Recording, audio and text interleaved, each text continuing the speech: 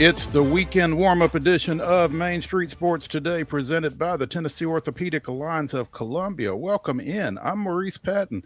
That's Wade Neely. We will be here with you for the next couple of hours talking local, regional, and national sports content. Wade, happy Friday. Happy Friday, Mo. Good to be with you. Good to see you. Good to be with all of Main Street Sports Today Nation. And really just kind of pumped to, like you just said, we got a wide variety of stuff to cover here over these next couple hours. Excited to tap in. We do have a wide variety of stuff, and it kind of reflects what's going on, man. There is a lot going on this weekend. It's the final weekend before high school football officially gets started across Tennessee. So a lot of jamborees, a lot of scrimmages, that kind of thing tonight. We'll be kind of keeping our finger on the pulse of a lot of that. Some preseason stuff. At the professional level as well. And we've got some college football previews to continue here on Main Street Sports Today as well. So a lot of football. It's that time of year. Some baseball. Maybe not as much baseball because at least one of the teams that we keep an eye on has not done well this season, but things are looking up a little bit. Not that it's going to matter, but at least you can watch them. So we'll talk a little bit about the Braves and the Astros, among other things at the major league level here later in the show. We will talk a little men's college basketball hoops, some professional hoops, both men's and women's, a little golf, a little NASCAR, a little soccer. And again, we will continue our Southeastern Conference football previews. In the next hour, we will visit with Tony Catalina from the Austin American-Statesman. He covers Texas A&M for the Statesman, and we're going to look in on the Aggies, a little local interest in the Aggies, particularly out West End. So we'll talk with Tony in the second hour. In the next segment, we're going to visit with friend of the show, DONNELL SUGGS of the Atlanta Voice. Typically visits us to talk Braves, but the Titans are in the A-Town tonight. They'll be over at MBS for a preseason matchup with the Falcons. Donnell's going to be on hand, so figured we'd check in with him on what to expect out of that tonight. Couple of young guns in Cam Ward and Michael Penix going. And Please say the Penix. Penix. Gotta be careful these days. Yes. Let's exercise care with the former Washington quarterback. Absolutely. Yeah. Looking forward to it. A lot to get to, man. It's a big show. It's an exciting show. It's Friday, creeping closer to the weekend. So let's go ahead and embark, Wade. I say we do it. With no further ado, we have yesterday's results and this weekend's schedule on the rundown. This is the rundown.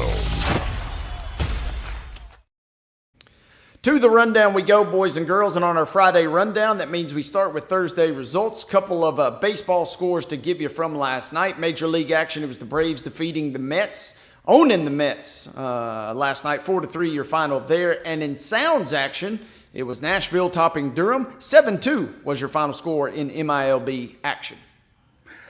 Today's schedule, starting with Major League Baseball. At 6:10, the Braves continue their road trip. They begin a 3-game series at Cleveland against the Guardians. Again, that's a 6:10 start. You can see it both on the MLB Network and on FanDuel Sports.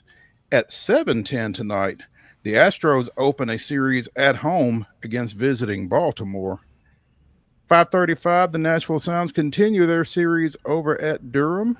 And I don't know if this is a full slate for a 13-team league or not, but there's 5 WNBA games tonight. They will all be shown on ION, so check your local listings.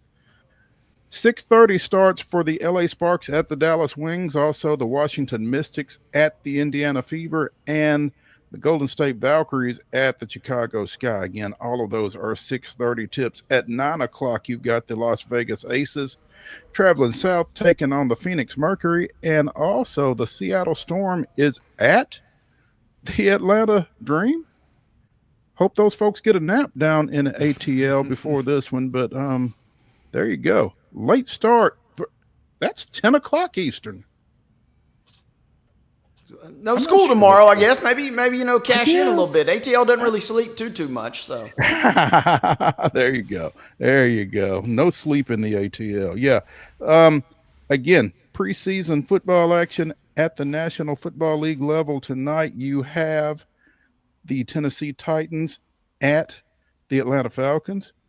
That's a 6 o'clock kick. You can see it on the NFL Network. You can see it on NFL Plus. And you can see it on WKRN, thank goodness. So, Titans action tonight on the road, 6 o'clock start. Rolling into the rest of the weekend schedule, we go to Saturday. Braves will be at the Guardians at 6:10. That game will be shown on FanDuel Sports South. The Astros and Orioles will resume as well at 6:10 p.m. So a couple of 6:10 first pitches there at the Major League level, again, on your Saturday evening. 5:35, it'll be Sounds at Durham. So they get started just a little bit before the big dogs, but again, the Sounds will be at Durham tomorrow with a 5:35 p.m. first pitch. At 1 p.m. earlier in the afternoon, you can see the Liberty at the Lynx. That'll be a big WNBA showdown, and you can see that one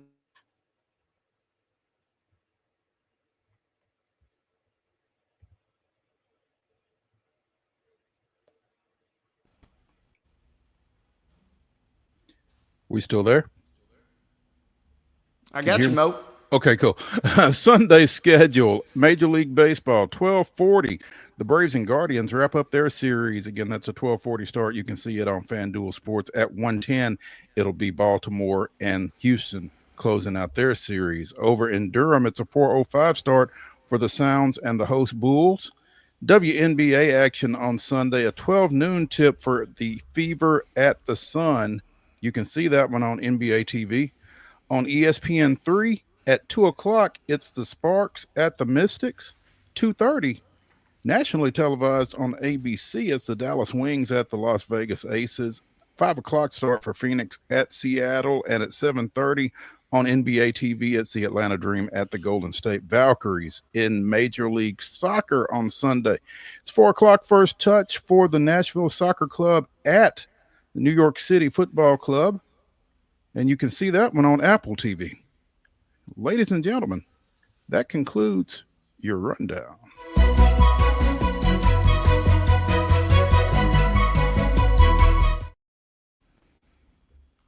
Your top story brought to you as always by the fine folks over at Piggly Wiggly in Neely's Mill in Columbia. Be sure and check out their delicious daily deli lunch options available from 11 a.m. until 6 p.m.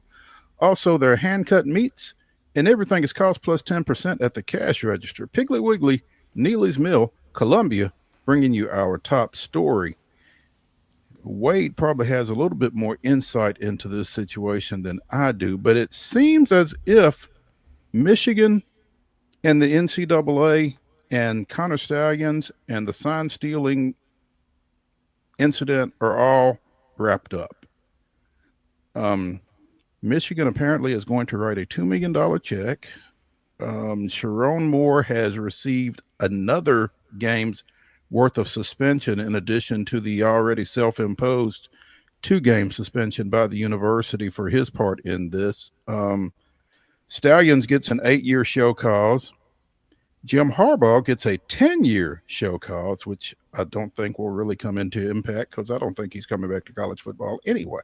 So, but seems this is pretty well over, Wade. Yeah, our national saga can finally come to its conclusion, and the NCAA, kind of landed about where I figured they would. It's a little bit of something. It's a little bit of nothing in the grand scheme of things. And like we've said a number of times on this show, anytime the NCAA is handing out penalties, usually it's going to be impacted, or the people that kind of suffer sometimes are folks that are no longer there. And so you mentioned Harbaugh, very unlikely that he's coaching at any level of football. Never say never, I guess, for Khaki Jim, but certainly not going to be coming back to college anytime soon. Certainly not going to be coming back to Michigan anytime soon. At the end of the day, the revenue sharing aspect will be kind of an interesting endeavor there, and forfeiting 10% of their program budget, even for a program with as deep as pockets as Michigan's got. 10% is a hefty amount. So a little bit of something there. Moore was already going to be suspended for a couple of games. What's going to be trickier, what's going to be sad perhaps for Sharon Moore, looks like he will also be dinged for that first game next year, which is that Germany game we talked about. So if, he'd been planning to go to Cologne or Berlin or, or Frankfurt, maybe put those plans on hold there. It doesn't look like it. But at the end of the day, this has really been a big saga in a sense. But at the end of the day, it's always been about Michigan's kind of integrity and reputation. And for so long, they kind of tried to hold out and tried to be the beacon of truth, or, we're kind of better than that. And we kind of hold ourselves to a higher standard, whether that's NIL or whether that's, recruiting tactics. But now they're just kind of down in the muck, just like everybody else. So if you're a Michigan fan, the days of kind of the holier than thou method are kind of out the window. You just got to embrace it at this point. And by and large, you got off pretty unscathed, all things considered. Yeah, and I think it's that point, Wade, getting off pretty unscathed, that is kind of catching the attention across college athletics. I think that there are those that feel like things could have been a lot harsher for Michigan under the circumstances, and they ultimately have been. And I don't get the 2026 suspension for Sharon Moore. Why are you extending this? Just get it done with.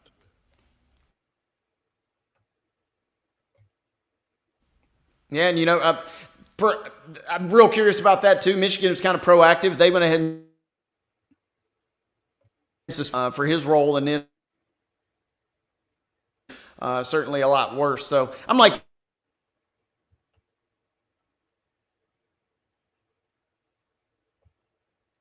I don't, or you give the illusion that you're really kind of stretching this out, considering it's basically a financial system.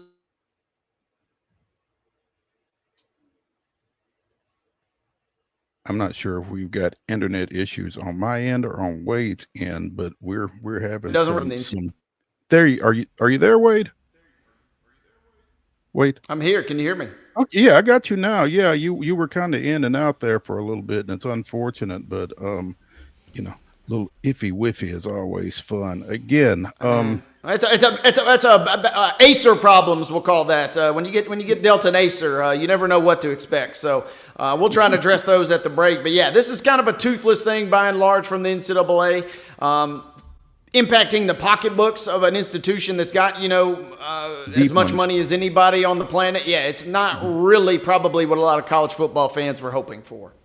Yeah, I think folks were probably thinking that there might be a few more teeth involved in this one. But, I think the biggest thing is, from all of this, probably Stallion's getting an 8-year show cause. And this is a guy who obviously has some aspirations of coaching. He is continuing to coach in the Michigan high school ranks, as far as I know. But anybody that hires him is going to have to really take some it's going to be well scrutinized should he ever come back to the collegiate level. I don't know how you get around that 8-year show cause. So he's pretty much Dunsky collegiately speaking, it would feel like. So also Denard Robinson, a former Michigan quarterback, got a 3-year show cause order in this deal as well. So it was kind of far reaching. It was like the NCAA just kind of took a machete and just kind of started swinging a little bit, and whoever got hit got hit. It's wild. Yeah, this is far reaching that, there were layers to this, and we've seen criminal allegations, and we've seen some other things that have kind of come. Really, this was a pretty vast and kind of far reaching. What this did, though, was anytime you go to court or anytime, evidence is kind of being sought, everybody starts scrambling, and you never know what you're going to uncover. And Michigan ran into that too with several other staffers that are certainly no longer there. Like I mentioned, some criminal allegations and other nefarious activities. So kind of vast, kind of far reaching. At the end of the day, everybody kind of wants a little bit more. It doesn't really feel like you get a full conclusion, but to some extent, that's kind of what the NCAA's MO is. They kind of leave you in some regards wanting a little bit more. Yeah, and for Michigan, I would think that it's just kind of a deep breath. Okay, we're done with this. done with that. Harbaugh's obviously out. Moore can kind of really try and solidify his tenure now. And the fact that has been able to survive this, and now can kind of proceed with that behind him. That'll be the biggest thing, I think, for him personally and for certainly his closest allies on staff. So kind of like you said, a deep breath, a chance to recalibrate and kind of readjust and go forward here now. There we go. Michigan and the NCAA seem to be done with the sign stealing incident from, when was that? 22, 23? 22. I mean, well, you mentioned Michael Penix. He's probably sitting there looking, saying, "Well, that was our year, but that was earlier in the year." And so, I mean, this has been a couple years removed, but finally we get to our conclusion, and a little anticlimactic for some, but for Michigan certainly, they're probably thinking, "Okay, that's about as good as we could have expected." Yeah, there we go. Let's take a break here as we get rolling with the weekend warm-up edition of Main Street Sports Today, presented by the Tennessee Orthopedic Alliance of Columbia. When we get back, we'll talk a little Titans football as they get ready for preseason matchup number 2 at Atlanta with Donnell Suggs of the Atlanta Voice. Stick around.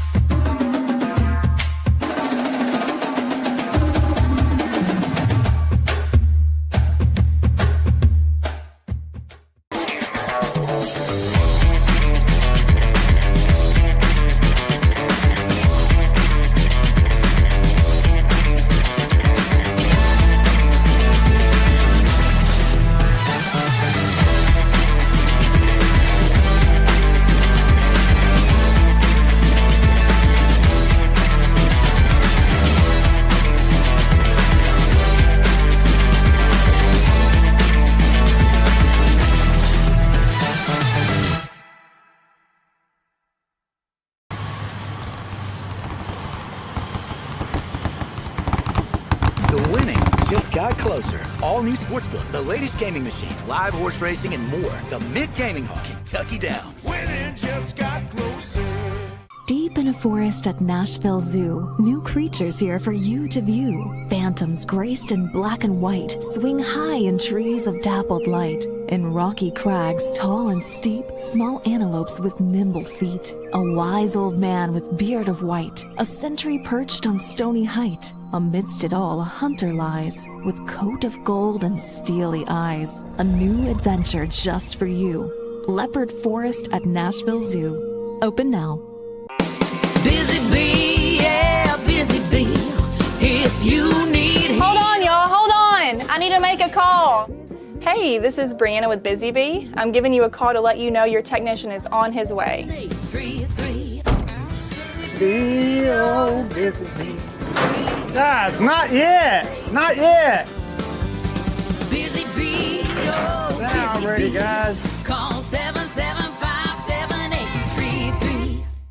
Custom Stone Handlers supplies over 600 distributors and suppliers with quality stone products. Along with Riverstone, we produce and distribute over 100 building, landscape, and other bulk products.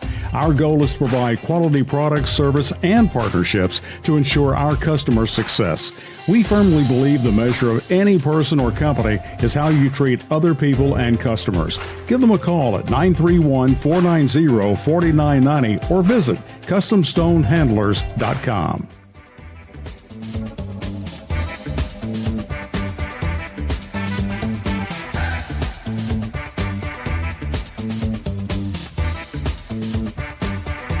Weekend warm-up continues here on Main Street Sports Today, presented by the Tennessee Orthopedic Alliance of Columbia. I'm Maurice Patton. That's Wade Neely.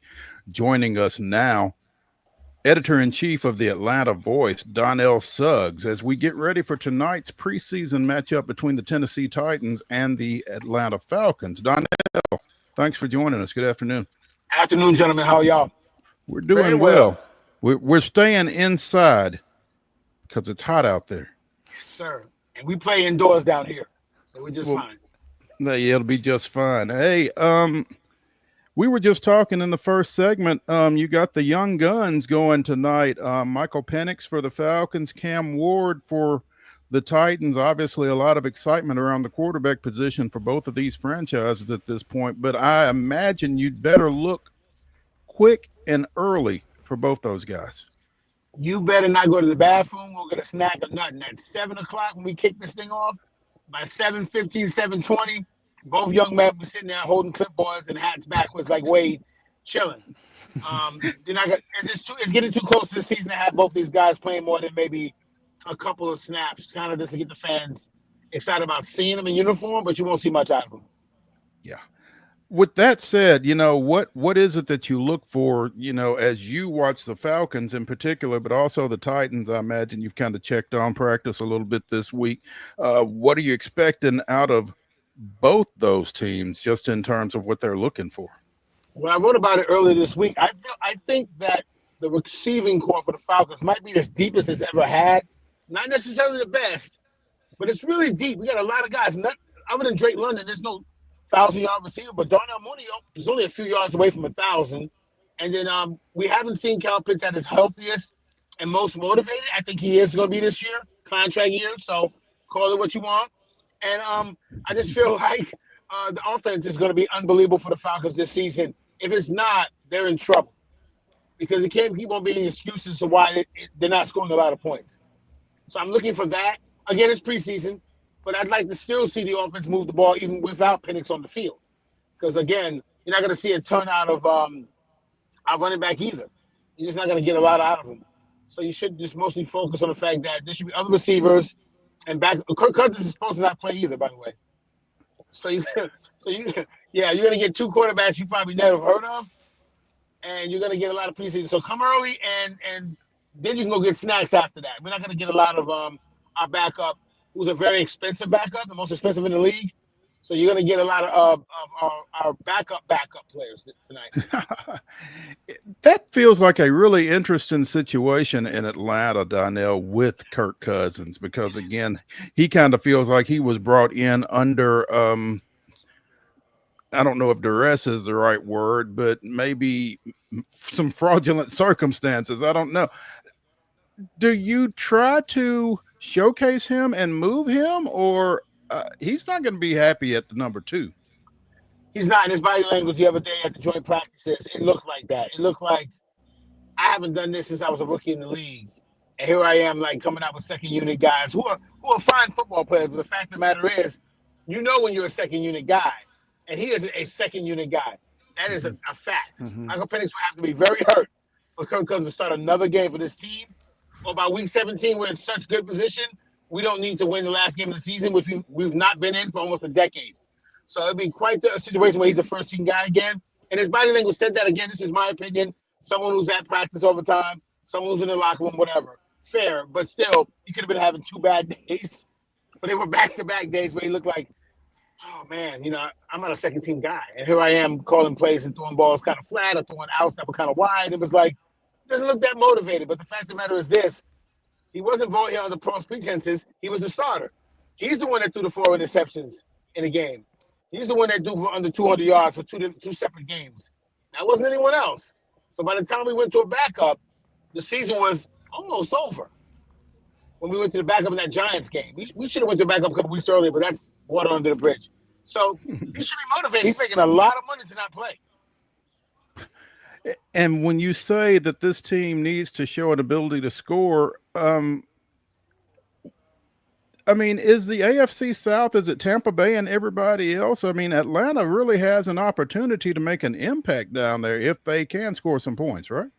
This team was 2 games away in 2 separate seasons from making the playoffs. I know making the playoffs is not a big deal for a lot of teams, but if you haven't done it in 7 consecutive years, it is. And we've got one of the most beautiful buildings in the league. We got one of the most beautiful buildings in the sports. We're going to host the World Cup, guys, next year. We're going to host the World Cup semifinal in that same building. And we haven't had a playoff game in 7 consecutive years. They got to make the playoffs. They've got to be able to score and make the playoffs. This is a weird situation where we're talking about 7 years in a row. Like, we sound like Jacksonville or something. No disrespect to Jacksonville. I think they've actually made the playoffs within the last 7 years, actually. So I should probably stop doing that. We're the Cleveland Browns. Everyone's high on us early in the season, and then by the end of the season, you're moving on to talk about something else. So the expectations are really high, and we just can't keep on getting beat by the fact that we had a whole bunch of 3-and-outs, or we're attempting 55-yard field goals because we don't trust our team to score. So enough is enough. Enough has been enough. But now it's definitely got to be to the point where the Falcons offense, which has a lot of talent on it, should be able to score some points at will. At least Should be interesting. Yeah, it should be interesting to watch that offense. Worth pointing out, by the way, the Browns made the playoffs 2 years ago. Just want to point that out to you, Donnell, there. But yeah, with that being said, you've talked so much about the offense, and yes, Drake London seems really, really primed for a breakout year. Man, there's a lot of whispers about Bijan Robinson really having another breakout season, especially, kind of with the lineage that Zach Robinson possesses as an offensive play caller. But it is time for our annual discussion. Is this the breakout year for Kyle Pitts? We can set our clocks by having this conversation every year in August. Is this the year that he finally gets it going? We have that conversation every year here in Atlanta. Everybody says, man, that rookie year, that was a great year. That was with Matt Ryan, guys. That was with a pro at the quarterback. So I'm going to give him grace and say now there are no more excuses. Penix is young, but he did start 3 games last year. He's also extremely talented. Offensive line is the best this franchise has ever had. No excuses there. So you don't even have to block as much. You got to get out. You got to make those catches. It can't be alligator arms. It can't be, the reach without giving everything. He's got to do it, and this is good for him. It's a contract year. So everything is in Kyle Pitts' hands. This is all you, bro. You are the number 1 starting tight end on a team that will use the tight end a lot. Bijan caught like 45, 50 passes last year. That shouldn't have been the case. He shouldn't have out-caught our tight end. That's not good. And Bijan Robinson should be our 3rd leading receiver. That's not good either. Kyle Pitts should be that guy. I feel like this will be the year. But I said that last year. And Donnell, I'm interested because you said that he seems motivated. Has that not always been the case? And if so, why? The why is hard because he's a very talented, athletic. This guy is built for the tight end position, almost a little slimmer, almost like a bigger receiver. Like, he's got the stuff. The Pitts has always had the stuff. I felt like when I saw him practice the last couple of weeks was a guy that was tired of hearing you all, meaning you and me, say, hey, look, what if? Or, hey, look, if. It's like, no, I'm really good. And now he's playing for the future with us or or somewhere else. I saw it in practice. It looked like it. I've seen it in practice before, but it did not look like it. But you know what? It's got to happen on the field in games. So not even tonight matters. Not even next week in Dallas. It's got to happen week 1 against Tampa. He's got to be out there and be an outlet for Michael Penix, who is starting his first season opener ever. Don't forget, he's not a rookie per se. But if this was baseball, he would totally be a rookie. He's only played 3 games, guys. And he's only won 1 of the 3, and one of them was against the Giants, which if I started that game, we still would have got a win. So it goes to show you that he's really still fresh. So Kyle Pitts will be very much so needed. And they have a good relationship. They're not best friends, but they're really close. So I feel like Penix will find him, and he'll need him. So what other motivation do you need? It's your contract year. Your team needs you. You've never played in the playoff game before. And everyone's talking about how you're done, and the guy's like 26 years old. Like you gotta play for something, man. I'm not sure what else you need.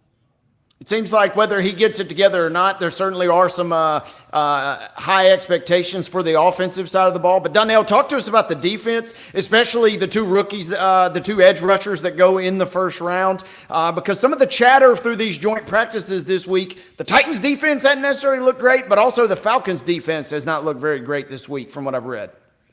James Pierce Jr., late first-round pick, his highlights of training camp have been that he's been in multiple scuffles.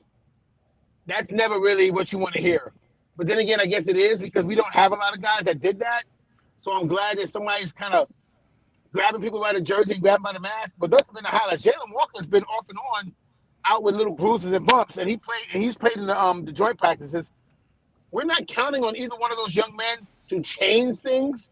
It's more people like Leonard Floyd, who are veterans, who we're hoping that can come in and immediately impact. The defense has got to be better. The secondary is our highlight, and that's really more or less in the safety position than it is at the corner. So we've got to get those 2 young players, Jalen Walker again, a Georgia Bulldog, and then James Pierce Jr., a Tennessee Titan, guys that played in the SEC, which is basically minor league NFL football, to come in here and be able to contribute.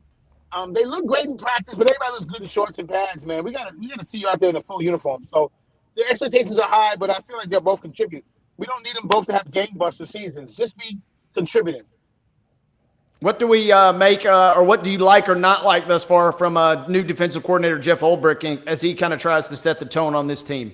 What I like about him, we'll leave the likes, we'll leave the unlikes for a moment out the way. What I like about him is he wants to be very aggressive.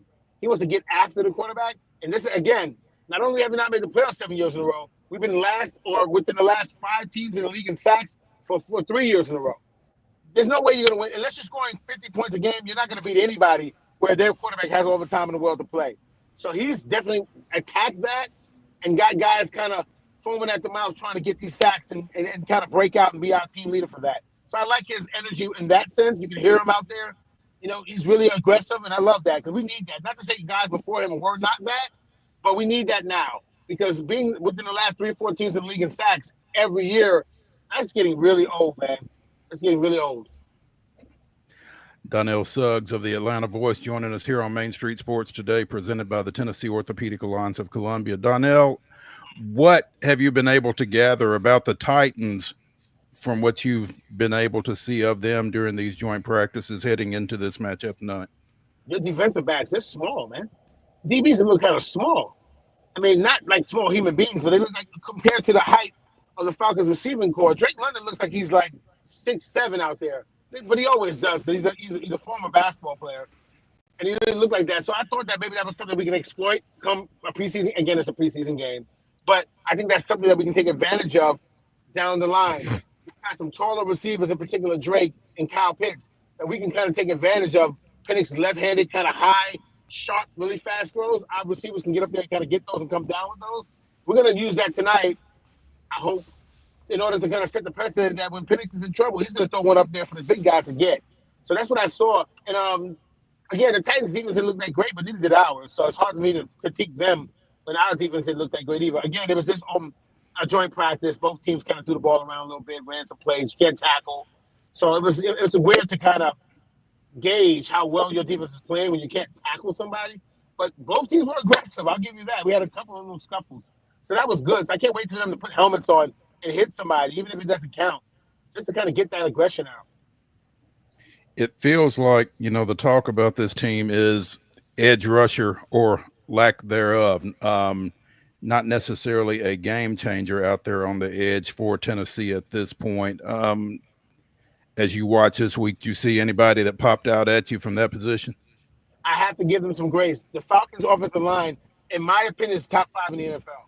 So we had a veteran offensive line that's been together for a while. They've been losing as far as games are concerned, but we're not getting our quarterbacks beat up. Matt Ryan stayed on his feet a lot late in his career, and he wasn't even athletic to begin with.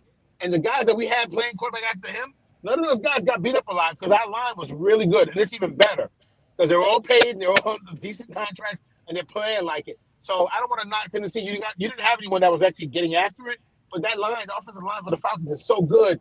It's the best part of our team with the kicker. I know it's not really good when the best parts of your team are your kicker and your offensive line. But as you well know, you need both to win games. So Falcons are not going to give up a ton of sacks. They might not sack a lot of people, but they're not giving up a ton of sacks. So they were playing against a high-quality line doing those joint practices. So you got to give them a little grace. And it's interesting that you say that, Donnell, because Tennessee's quarterbacks here over the last bit have gotten pretty well beaten up. But the fact that Atlanta's defense wasn't necessarily able to disrupt Tennessee's quarterbacks during these joint practices, I wonder how much that speaks to the improvements that Tennessee has made up front. It probably does. But then again, reverse that. We were third to last in sacks. So we're not exactly the team you want to use as, man, we dominated that. We dominated them on the front line. It's like, yeah, well, we don't really get after the quarterback a lot. So, sorry. You still passed the class, but it was Jim. It's still an A, though. It still counts. Of course, it's towards your GPA, but it's basket weaving. So, take the A, I guess. Yeah, take the A. Wade, you look like you were primed for something. Well, I'm just curious, Donnell, who jumped out to you maybe, or what's one area on both of these teams heading into tonight that you would maybe like to see either a little bit more out of or a little improvement? Well, Cam Ward looked really good. He looks a little bit bigger than I remember. I only saw him at Georgia Tech, so I don't remember when he was with Miami, obviously. So he looked smaller then. He looked like he got bigger, like just stronger. But I guess you got a little money in your pocket and some NFL weight when we get a little stronger. he looked good. You guys made the right choice there. Because worst case scenario, at least you have that position solidified. So I like the way the ball was snapping out of his hand. He didn't have a million guys to throw it to, though. I mean, I love Cam Ridley. We all do. We didn't really want to see him go. So Ridley looked great out there running routes and burning guys. And Cam Wood looked like he was almost like running the show a little bit. So that's something for Tennessee Titans fans to be happy about. Ridley looks like he's ready to play again, and Cam Ward looks like he's not scared to be the leader of that team. On our side, I love our offensive line, so I don't have to worry about that. Our kicker, Younghoe Koo, is probably the best in the league. Seriously. If he's not hurt last year, we make the playoffs, but we win 2 games that we lost because we missed multiple field goals. He doesn't miss those. So him being back gives us a chance to win 1 or 2 games against Carolina and New Orleans. We swept Tampa last year, which is weird. We swept Tampa and split with Carolina. Don't ask me why. The point I'm making is the kicker position is solidified again, and that's really good for us. So we'll see what Michael Penix has. We'll see if Drake London takes that next step. But if we had our kicker last year, there's at least 2 guaranteed games this team does not lose because those are games where we miss multiple field goals in, and he does not do that. Donnell, you mentioned Carolina. Where do they fit in this pecking order? Because, man, it felt like they had a little bit of extra buzz toward the end of last season, and they are certainly kind of getting targeted as a potential sleeper heading into this year. Yeah, we can't treat them the same way in the schedule. We can't say, oh, great, a game at Carolina. Let's take that week off, go up there and beat them by 3 touchdowns and leave. The energy's different. The energy's different around the quarterback. The second-year coach now, he's kind of got the team's ear. I think the fans believe in the team, and I think the team believes that we should. In this division, everyone feels like we're chasing Tampa. Tampa should be the only one comfortable. Well, New Orleans is giving up the season anyway. They don't care. Tampa should feel like they're the only one that should be comfortable. Carolina is a realistic threat to get that other spot out of our division, and we have to treat them that way, and we didn't, and they beat us in our house at the end of the season, and that was a bad look. Because we kind of needed that one too. But by that point, mathematically, it was over with as far as playoffs. But you still wanted that 10th win, you know? So Carolina is a realistic threat. Maybe by the time we will have this conversation in week 10, then we can gauge that. But we should not, as a Falcons team that hasn't made the playoffs 7 years in a row, I know I keep repeating that, but it's like a fact.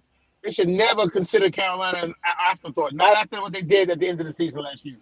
Yeah, a lot of buzz. You mentioned Dave Canales' second year, but also they grabbed, seems like a resurgence in Bryce Young, of course. And then just for good measure, you go out and add Tet McMillan in the first round, who a lot of folks think could be primed for an instant break as a rookie. He gives me a Drake London vibe, though. A very athletic, tall guy receiver. Mm-hmm. And the Bryce Young I saw with my own 2 eyes in that stadium for the press box looked like a guy that said, I wish I had another game after this because we win that one too. He was a dangerous animal. He got let out of the cage, and he had no more expectation. Just play. And, man, when you let that kid just play, every time they came down the field, he engineered a drive that ended in a field goal or a touchdown, including the last one where he threw a touchdown pass and turned his back before the receiver caught the ball. That was embarrassing. That was embarrassing, but I was happy for the kid because it looked like he finally came into his own. Unfortunately, last game of the season. You better take that kid real seriously. And Ted has nothing to lose. I'm a rookie, and I'm the guy. Just throw me the ball. So they'll be dangerous. We cannot approach them like it's the regular Carolina game for the last couple of years and just beat them and move on. By the way, the Falcons have lost to Carolina each 3 times in three years. When either our place or their place, we lost the game to them late in the season. So we have no reason to think that they're not a threat to be second place in the division. None. Donnell Suggs of the Atlanta Voice talking a little Falcons heading into tonight's preseason matchup with the Titans. But we'd be remiss, Donnell, if we didn't ask you at least one Braves question. And co-host David Wilson shot me a DM on Twitter here a second ago. Apparently, Ronald Acuna Jr. has been activated. Now, they're not activating him to pinch run at Cleveland tonight.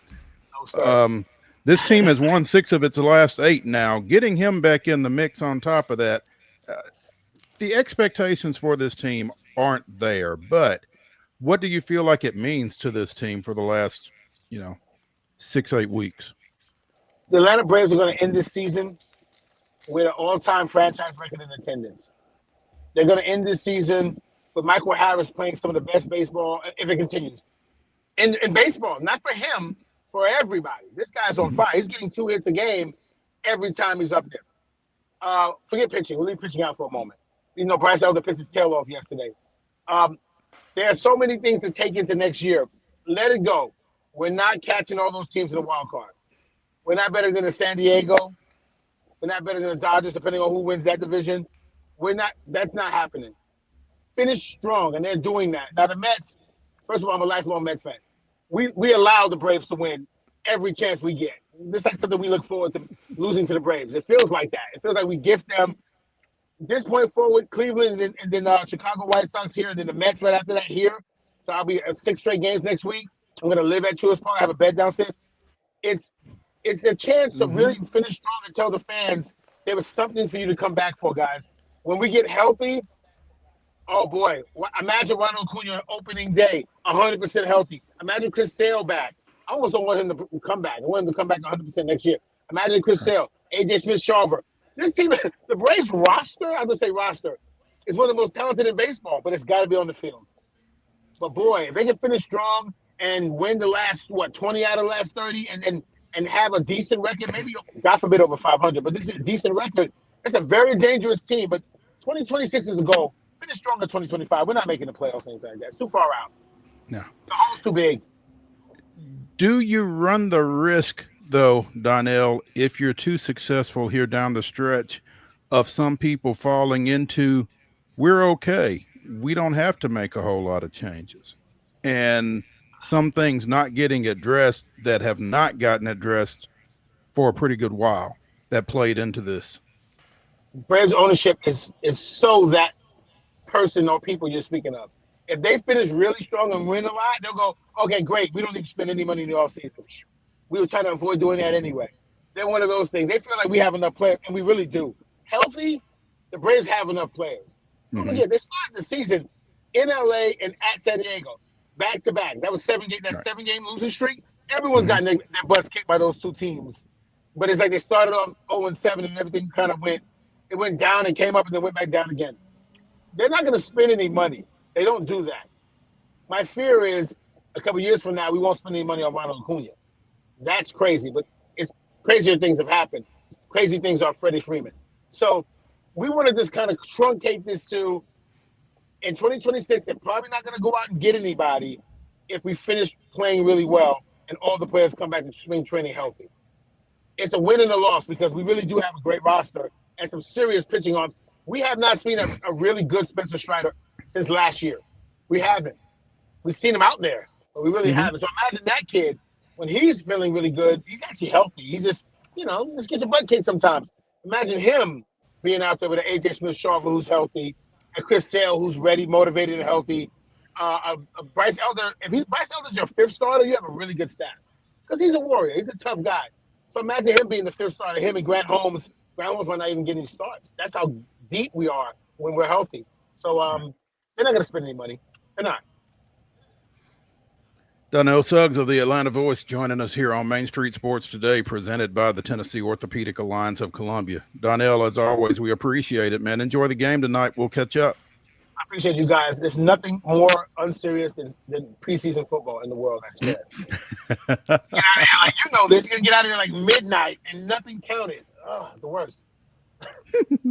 Sleep in tomorrow, man. We appreciate it. Thank you, brothers. All right. See ya. Let's take a break here as we continue the weekend warm-up edition of Main Street Sports Today. When we come back, we'll talk about the aforementioned Braves and some Major League Baseball. Stick around.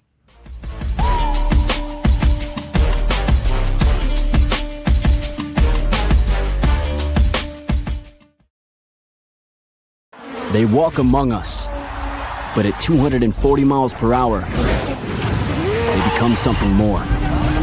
They're thrill seekers, risk takers, and maybe just a little bit unhinged.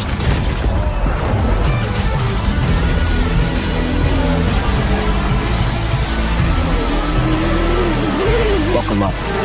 This new era of speed, this racing revolution, it's just getting started. Hi, I'm Stephanie Miller.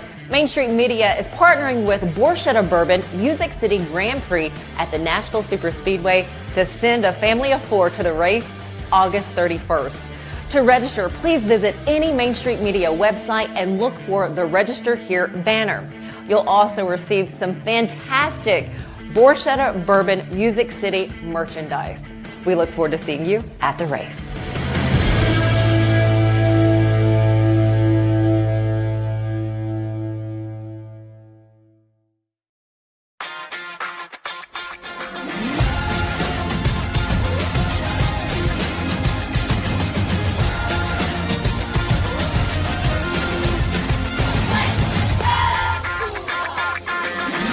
Zion Christian Academy at zioneagles.org or 931-388-7531. You can schedule your appointment to visit their beautiful campus. Again, zioneagles.org or 931-7531 to schedule your visit today.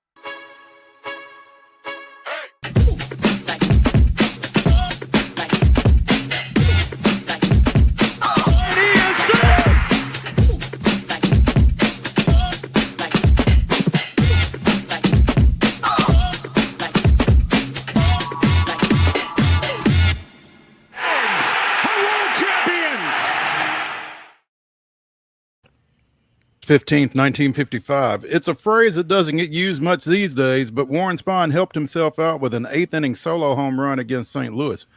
Spahn didn't need much help as his Milwaukee teammates had done much of the offensive damage by then in an eventual 12-1 road win. However, his solo shot gave him a homer in every National League ballpark at that time. Maybe not a huge feat looking back 70 years later, as there were only 8 teams, but somewhat notable for a pitcher.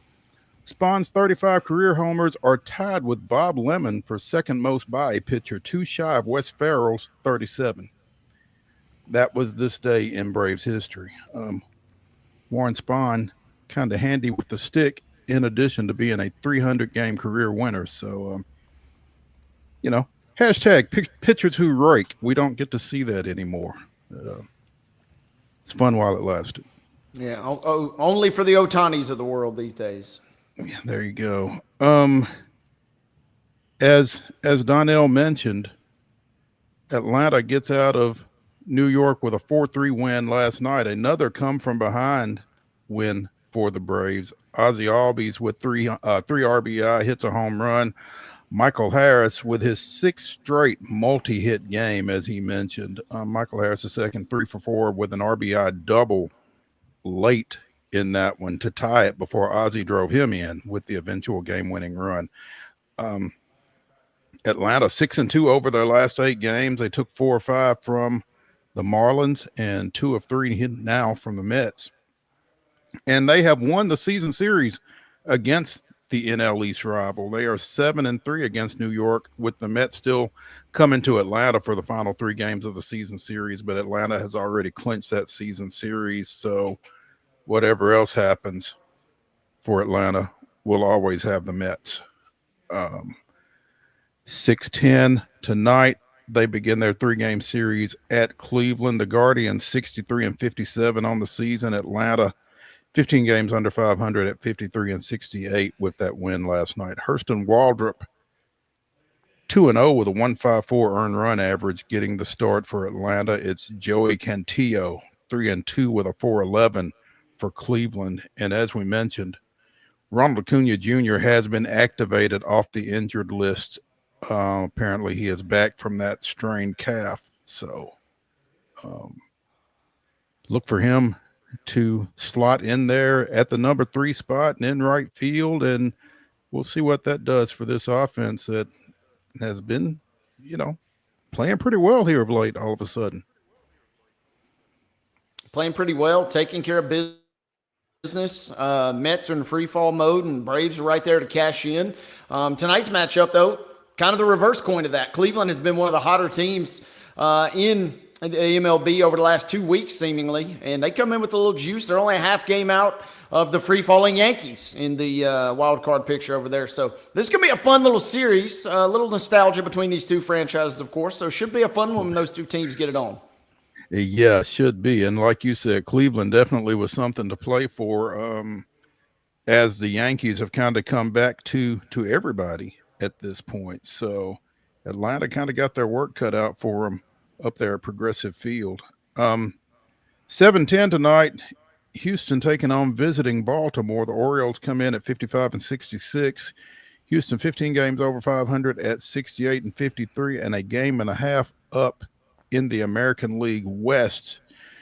Brandon Young looking for his first victory of the season for the Orioles. He is 0-6 with a 6.70 earned run average. It's Framber Valdez, 11-5 with a 2.97 going for the Astros. I don't know if anybody else, Wade, has 2 10-game winners, but Valdez and Hunter Brown, who just picked up his 10th in his last start earlier this week. Nice little 1-2 punch there, obviously, for Houston right now. Good 1-2 punch, and man, they've really had to do a lot of the heavy lifting with everybody else kind of been decimated in the staff by injuries. Kind of fending off the Mariners, at least for now. Texas was making a little bit of a run, but they seemingly have cooled off just a touch. So things are definitely heating up, and this is going to be kind of one of those classic series where if you're really about that action, you kind of got to take care of business this weekend. Hopefully, Houston is ready and primed for the challenge because Baltimore, who's shown a little sign of life as of late, much too little, much too late. Sure. But they're not just completely giving up at this point. So Houston will have to take care of business this weekend for sure. Since that tough trip to Boston, Houston's 6-3, so they are kind of holding steady anyway once they got out of there. And a nice opportunity for them to continue to pick up some ground and some momentum, hopefully, for the Astros here against, again, a not very good Baltimore team right now. And you mentioned Seattle. Obviously, they are nipping at the Astros' heels, 1.5 back in the West. They go to the aforementioned New York Mets for a series starting tonight. Sunday's game will be the Little League game over at Williamsport. That's always intriguing. Always a lot of fun over there. But Seattle trying to get some business done against a Mets team that, again, is reeling all of a sudden. Dropped 13 of their last 15 with last night's loss. Yeah, they are in absolute free fall mode, and they've gone through these highs and lows this season, but they haven't been any lower than they are right now. They're on the verge of dumping out of the playoff picture entirely if they're not careful. They pretty much have waved bye-bye to the division with the Phillies kind of wrestling control fully away. As bad as the Phillies have kind of been in their own right lately,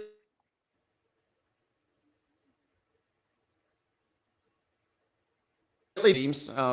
Maybe the Marlins, only 6 games back, can somehow be the hottest team and close because neither team of those to win it. But it's up to New York to kind of get things going. And if you're an Astros fan, yeah, you're kind of thinking, hey, Mets, we need you to get your act together because you need Seattle to kind of continue to cool off. I mentioned the Rangers a minute ago. They're taking on the Blue Jays. Can't really bank on any wins there. Houston's best recipe, though, is taking care of business in and of their own right this evening. Absolutely. They're out front. It's just a matter of continuing to stack wins, and they are in good shape if they can continue to do that. Couple of other series this weekend worthy of keeping an eye on. The hottest team in baseball, the Milwaukee Brewers, travel to Cincinnati, taking on the Reds in a big NL Central matchup. Again, Milwaukee coming in at 76-44, best record in baseball. It's crazy. And free hamburgers for the city of Milwaukee yet again. Third time, I think, in the history of that I forget the name of the local franchise, but they said if you win 12 games, we'll give you free burgers. And everybody's all of a sudden saying, hey, where's our sandwich here? Because Milwaukee is the hottest team in baseball. They're probably not going to lose a game the rest of the season, and the Cubs are very similar to the Mets right now. The Mets were absolutely taking care of that division early in the season, and now the Cubs are 8 games back. And Cubs have their own issues. They're on the verge of getting picked up by some teams. Like you mentioned, the Reds, Cardinals also kind of lurking in the mix. It's not necessarily the prettiest time right now to be a Cubs fan, but it's all because Milwaukee, yes, just continues to be the most sizzling team in all of the MLB. And you know, they've won 12 straight, like you said, and I think that's the second double-digit win streak that they've had this year. I mean, they have just been doing that. They've just been a house of fire all season. Again, 76 wins right now for the Brewers. Nobody else in the National League with more than 69. Flip it over to the American League. The Blue Jays and Detroit have each won 71, and so Milwaukee is 5 games clear of everybody in the win column right now. And they got good news today. The Miz is getting ready to get activated off the injured list too. So another little piece of their puzzle is kind of coming back into shape there. They have absolutely just steamrolled everybody over the last 2 months seemingly, especially during this little win streak that they're on. And they're going to be the only team that really maybe has a shot at flirting with 100 wins. Fangraphs kind of got them projected at around 97.8. I'm not sure how that exactly works, but they're around 98 wins right now. So the fact of the matter is, can they produce in the playoffs? They're a lock for the postseason. The question will be, can they get the goods rolling when they really count? There you go. In the NL West, the division leading Padres will go to number 2 Los Angeles this weekend. Padres a game up in the West at 69-52. That one will be another one worth keeping an eye on. I think they kind of got into it with some hit by pitches and a couple of dust ups the last time they played. So spirits will be high for this one, I would think. You would imagine, but it's also at the point in the season where these games mean so much. Getting the win is paramount. So this is going to be a massive showdown. The Dodgers have not played well as of late, losing 4 in a row, but also really stinking it up against the Angels in that freeway series there. So they got some questions to answer internally. And the Padres kind of have picked themselves up off the mat. That'll be a fun division race, the only real fun division race in the National League seemingly coming down the stretch. And we'll get a good little glimpse into it tonight. Absolutely. Nashville picked up its second win of the series over at Durham last night, 7-2. Jared Oliva with 4 hits and a double, one of the Sound's season-high 6 two-baggers in that win. They will play again at 5:35 tonight.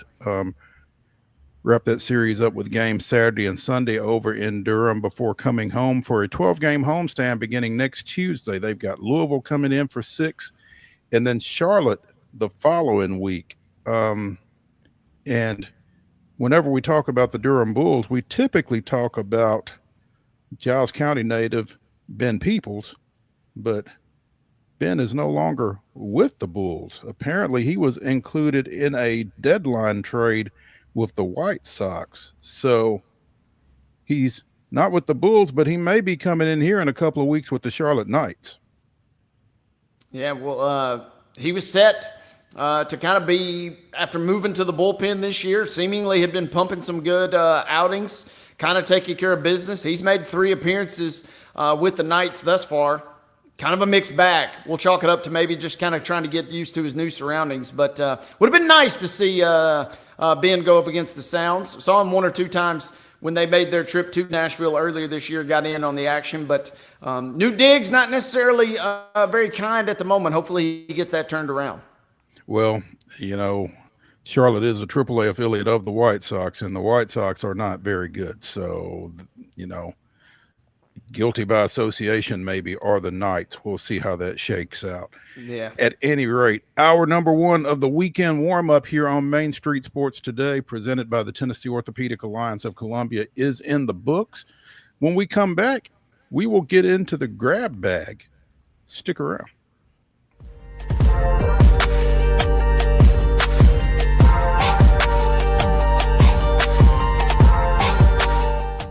Jones & Lang Sporting Goods here in Columbia has been outfitting teams, officials, and anybody else from T-ball to college for 50 plus years. Be sure and check them out at 931-388-8060 or online at jonesandlang.com. Jones & Lang Sporting Goods, the look of a winner. Zion Christian Academy at zioneagles.org or 931-388-7531. You can schedule your appointment to visit their beautiful campus. Again, zioneagles.org or 931-7531 to schedule your visit today.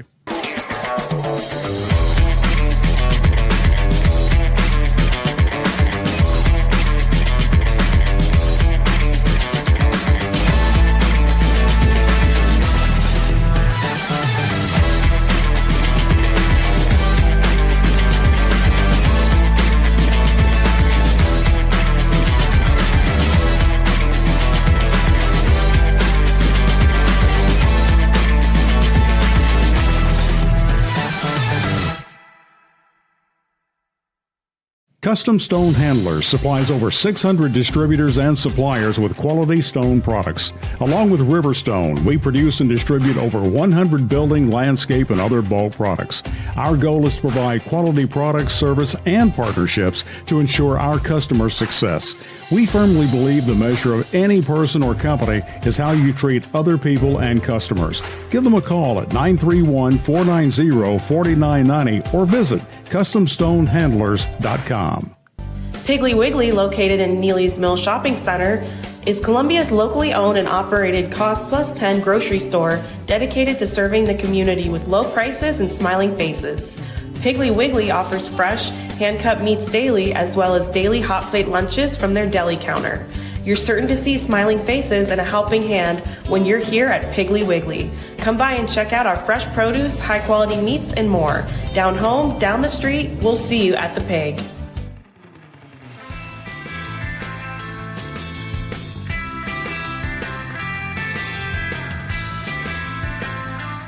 Welcome back into the second hour of the weekend warm-up edition of Main Street Sports Today, presented by the Tennessee Orthopedic Alliance of Columbia.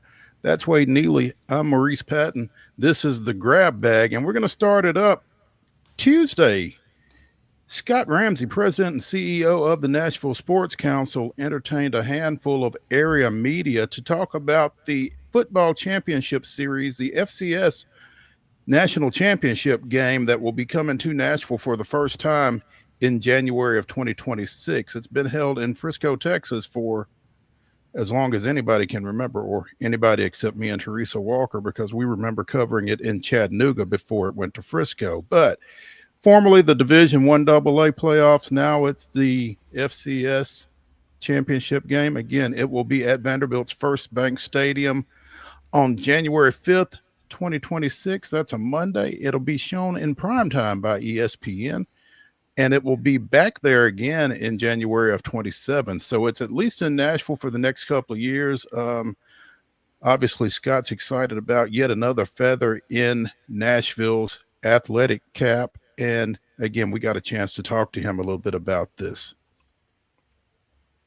Scott Ramsey, president and CEO of the Nashville Sports Council, joining us here on Main Street Sports Today. Scott just got done hosting a media lunch around the upcoming FCS championship game that's coming to Nashville, to Vanderbilt's First Bank Stadium in January of 2026, the first of 2 years. It'll be here in 26 and 27 after a lengthy run in Frisco, Texas.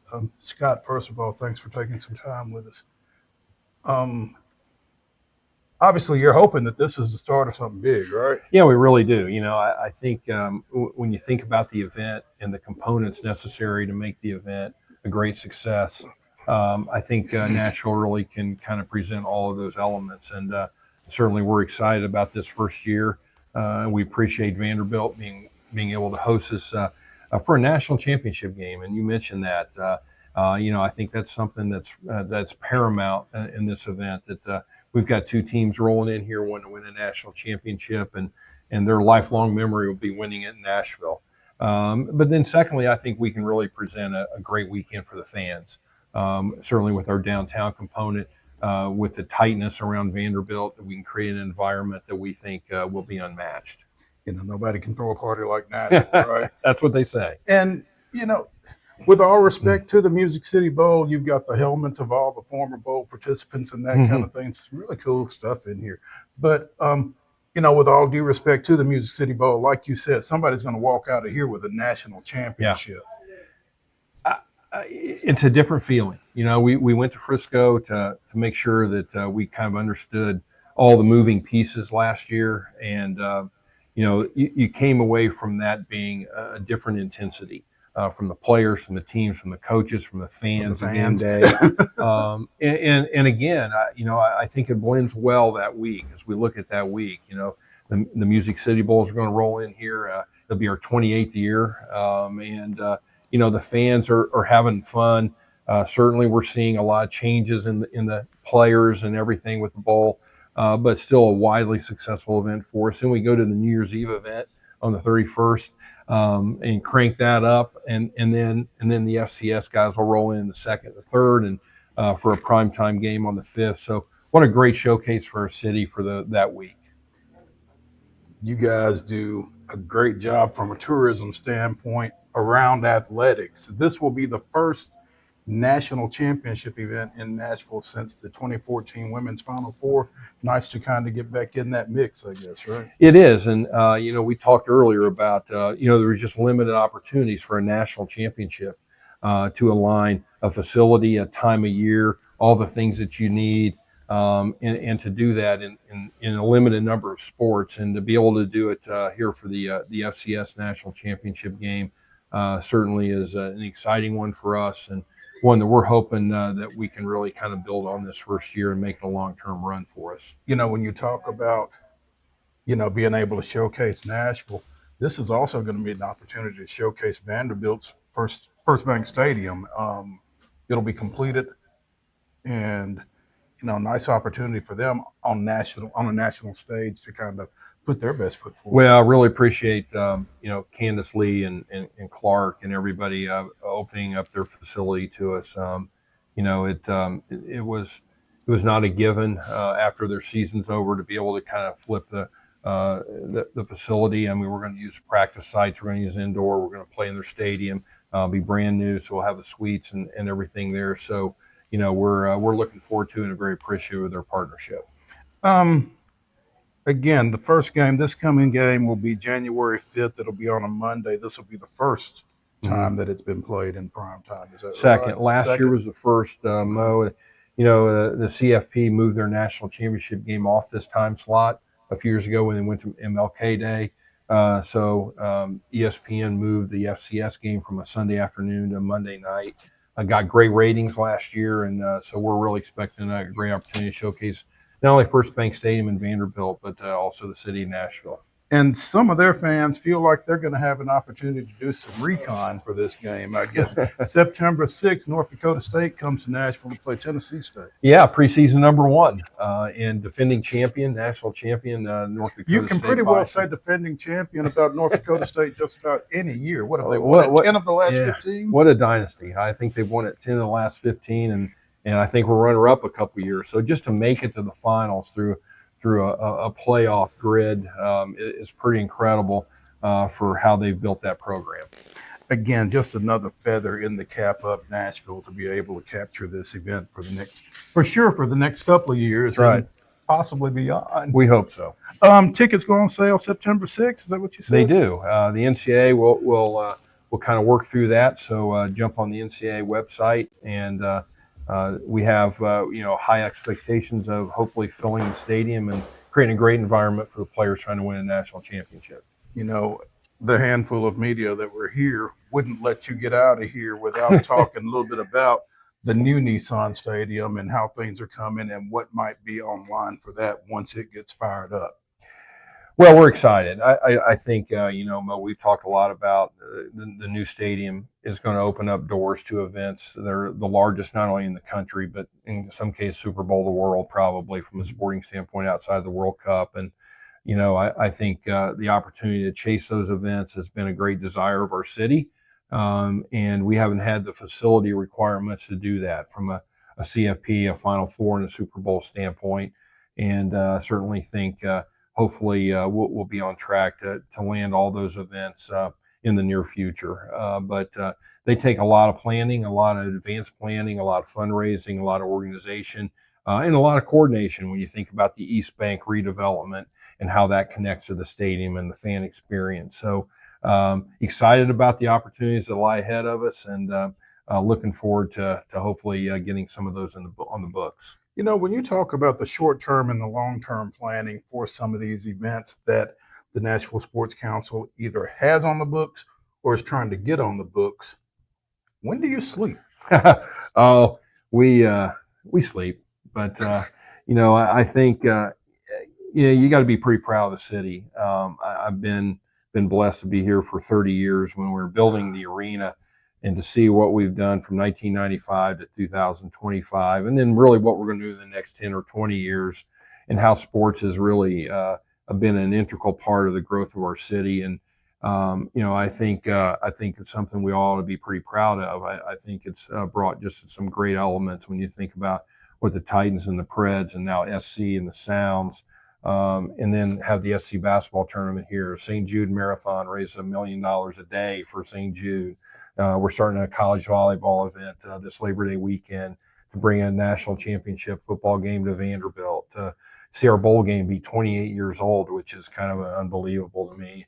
And to see some of the things that sports has kind of delivered, from the NFL draft and NHL All-Star and Women's Final Four you mentioned. So, it's just been a great building, and I think it goes back to the support of our community as a whole.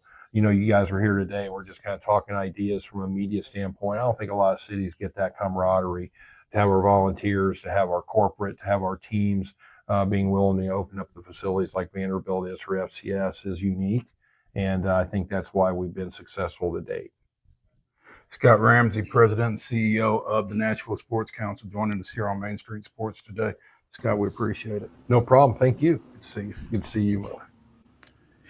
That was Scott Ramsey, President and CEO of the Nashville Sports Council. Always fun to get a chance to sit down and talk with him about what's going on with Nashville sports. And they are always looking for the next big thing, man. And again, Frisco having under some renovations with their facility out there that they had hosted the FCS championship games in here for a pretty good period of time. And that kind of opened it up for the NCAA to bid that out for the next couple of seasons. And, anytime Nashville is involved in a process like that, they're going to have a pretty good chance to come down with it, and did for this, and obviously ambitions of hanging on to it for a while.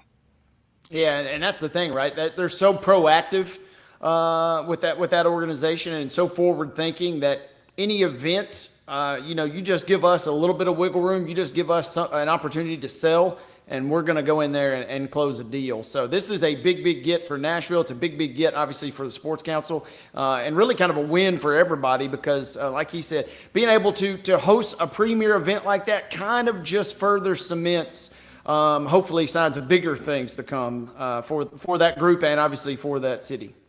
Yeah, it was an interesting conversation that we were able to have with Scott, very informal, but, one of the things that he mentioned as they went into the bid process, one of the things that Nashville had to overcome was, as a Southeastern Conference town, would they really roll out the red carpet? Would an FCS championship game be received the way the NCAA would really like for it to be? Would there be all the bells and whistles? Would there be the intensity around it and that kind of thing for a area that's gotten used to, obviously, Southeastern Conference football? I mean, as DONNELL SUGGS said a couple of segments ago, minor league NFL football. But I'll tell you, FCS football, particularly at that level, and Scott kind of spoke to it, in a championship setting such as this, it's going to be energetic, it's going to be intense, and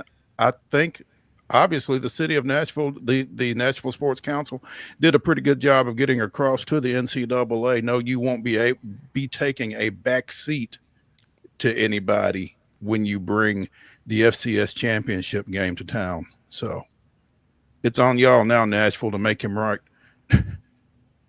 Yeah, and that's the thing too. I mean, hosting it, yeah, you maybe could have made a bid for Nissan Stadium, but the fact you're hosting it on Vanderbilt, on a college campus, I mean, that just adds that little extra element that I think is going to go a long way. You know, we saw at the Club World Cup this summer, you know, you play a game, and it's cool that you're playing a game at Mercedes-Benz Stadium or at Hard Rock in Miami, but when there's 10,000 people in a 60,000 seat stadium, it doesn't quite carry that, you know. And I'm looking at the numbers. This is an event that averages between 10 to 20 on the high end during its run in Frisco, certainly in Chattanooga before that, and in Huntington, West Virginia, even prior to that. Probably had a little something to do with Marshall, but they topped 30,000 for a couple of runs there in the mid-90s. So this is an event that if you treat it right, if you do the little things right, can bring and make a high impact, and I think they're going to do that. Nashville Sports Council does such a fantastic job of kind of doing the little things right. I think it'll go off without a hitch.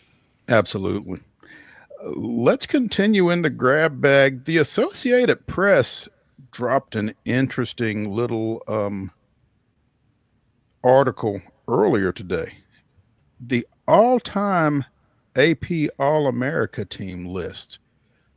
AP has named an All-America team since 1925, and so to celebrate the 100-year anniversary of that, they have named an all-time All-American team, and they had 12 writers from the AP vote on the best All-Americans over the last century. Players needed to be a first-team All-American at least once over their collegiate careers, and their professional career was not to be considered in the vote. With those parameters being set, Tim Tebow is your first-team All-AP quarterback. I don't know if it's recency bias or not, but Brock Bowers from Georgia is your first-team tight end. Your receivers were Randy Moss and Larry Fitzgerald. Barry Sanders and Herschel Walker were your running backs. Herschel, a three-time All-American in 80, 81, and 82. And Sanders with that ungodly season that he had at Oklahoma State in 1988. First-team defense, Hugh Green and Randy White on the outside, and Ndamukong Suh and Bronco Nagurski at your tackles. Dick Butkus, the late Derek Thomas, and Chris Spielman were your linebackers. Charles Woodson and Dion were your corners. Ronnie Lott and Ed Reed your safeties. Which obviously brings up the question, who's your second team? Mm-hmm. Vince Young's your quarterback. Now, they only named two teams, so some folks got left off, obviously. Devontae Smith and Desmond Howard are your receivers on this second team. Keith Jackson at tight end. Archie Griffin and Tony Dorsett were your second-team running backs. It's a hell of a combo for second team. Tim Brown was the all-purpose offensive player. On defense, you've got Bubba Smith and Bruce Smith at the ends, Leroy Selman and Warren Sapp at the tackles. Three-time All-American Jerry Robinson out of UCLA is one of your three linebackers, along with Brian Bosworth and Lawrence Taylor. Champ Bailey, couple of SEC cornerbacks, Champ Bailey and Tyrann Mathieu. Benny Blades and Al Broski from Illinois are your safeties, and Reggie Roby was your second-team punter. It's a heck of a list, man. I think you could make up a pretty good list of the folks that didn't make either of those teams, but that's some stuff to talk about with college football right around the corner, obviously. Yeah, good little drop by them, celebrating 100 years, and a pretty diverse list, right? You know, especially when you talk about Broski, but also Chuck Bednarik. Obviously, a name that some folks may be familiar with more so because of the award rather than what he did at Penn in the 40s. So pretty wide and pretty all-encompassing list, but also cool to see some recent folks who have been dominant, who you might expect get left off the list because you don't want to show a little recency bias, but some good names on here. But like you said, you could certainly make a fantastic unit of the folks that aren't on here as well. Without question. Vanderbilt and Western Kentucky are about an hour apart. about 60 miles of I-65 divides them or separates them. They are going to play in the Battle for Atlantis in November in the Bahamas. Probably be flying out of Nashville together. See you at the airport. They will play. Yeah, exactly. They will play in the opening round of that 8-team tournament down there on November 26th. Be an 11 a.m. Central Time tip. That winner will play the winner of Virginia Commonwealth and South Florida. Your other two first-round games down there will be Colorado State and Virginia Tech, Wichita State and St. Mary's. Be the first meeting between Vanderbilt and Western since 2010, which was a 20-point Commodore victory there. Interesting. Two teams 60 miles apart going to Nassau to play. I mean, no reason not to go to Nassau, but it just seems like they could have gotten this done a little closer to home, maybe. You would think, and you also wonder, how much the bracket makers looked at that and said, this would be kind of funny if we did this. They could see each other later, but why not guarantee that they see each other right off the rip here? There you go. If you got them both down there, you might as well, right? Yeah. Grizzlies 2025-26 regular season schedule has been announced, released. We've talked a little bit about the fact that they're playing over in Europe around MLK Day and won't be in Memphis for that. I think there was a little consternation over that, but the entire schedule has been announced. They will open against the Pelicans on October 22nd. They are scheduled to be on national TV 10 times this season, I believe. What do you take from that, Wade? That's probably 10 more, a handful more than I would have originally anticipated. First big one, in the Emirates NBA Cup, tips off on Halloween night. They get the Lakers. They've not done well the last two seasons in Cup play, so it'd be kind of nice if they can maybe get off on a little bit of a run there. Couple of the games, it will be cool to see the Grizzlies, who weren't around, during the Round Ball Rock era. They get their shine on NBC a couple of times this season on NBC or Peacock, so that'll be kind of neat. And then, like I said, it feels like they kind of are usually toward the bottom of relevant teams that get the primetime games. So the fact they have so many is a little bit of a surprise to me, as they kind of are in a little bit of a transition period franchise-wise. Yeah. So, again, 10 nationally televised games, and hopefully they will be competitive in those. I mean, it'd be tough to get that kind of, exposure and things not go well through most of them. So obviously Memphis is going to be a team to watch in a Western Conference that seems to be Oklahoma City and then maybe everybody else. We'll see how that shakes out. But, let's take a break here on the weekend warm-up edition of Main Street Sports Today, presented by the Tennessee Orthopedic Alliance of Columbia. When we come back, we will continue our Southeastern Conference football previews, chatting with Tony Catalina of the Austin American-Statesman, talking Texas A&M. Stick around.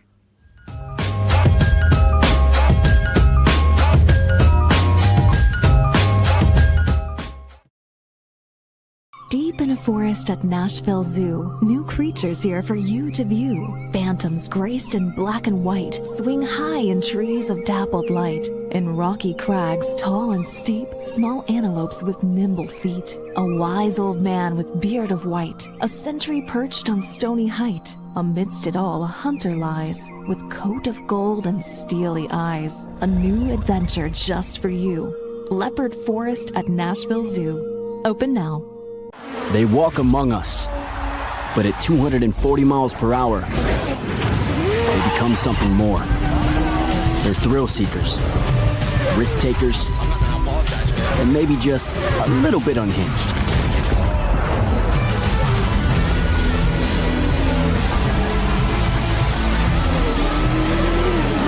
Buckle up. This new era of speed, this racing revolution, it's just getting started.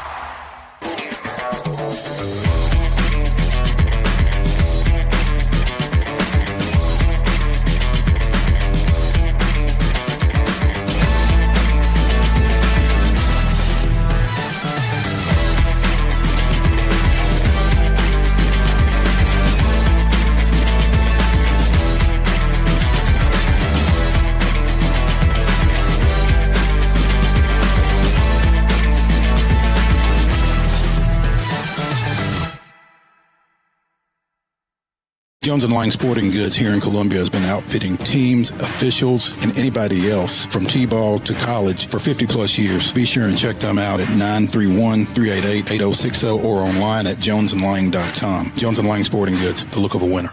Piggly Wiggly, located in Neely's Mill Shopping Center, is Columbia's locally owned and operated Cost Plus 10 grocery store dedicated to serving the community with low prices and smiling faces.